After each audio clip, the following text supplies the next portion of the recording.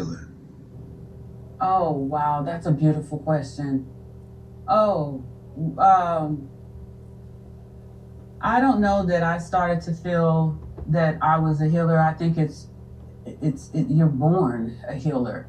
But when you have your first child, when you give life, it propels you into a cosmic, I can't even experience. I don't know what to call it for a man because it's a shared experience at one time, but that part of the journey, just like any journey, I believe, whether it's a man or a woman, you have to want to. You have to give into that humility. You have to give into that humbleness. You have got to pummel your body in a way only for God. You know, sometimes it is easier for a woman to be alone and to learn herself before she gets with a man to see herself. She needs to leave that experience to find herself, to hear God. Too many distractions keep us from hearing. So I think it takes a want. I think it takes it definitely takes courage. And it's courage for self, but it's self-love. I think all of us are healers, each one of us.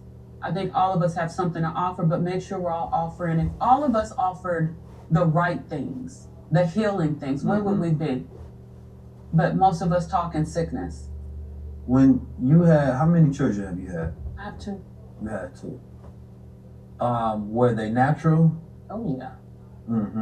Yeah. We now are having this conversation, a huge conversation around abortion, right? Yeah. And specifically a huge conversation around the lack of correct access to, black women being able to give birth, right? Without all of these failing birth rates because of the complications that happen, which is directly related to medical racism, right? So we aren't having enough conversations around doulas, right? And saying that, okay, well, if there's an issue with the medical institution, how about we then fund the alternative? How about we set up foundations and grants and things of that nature and nonprofits and charities that can help fund these women out here that can help us give birth to the future, right?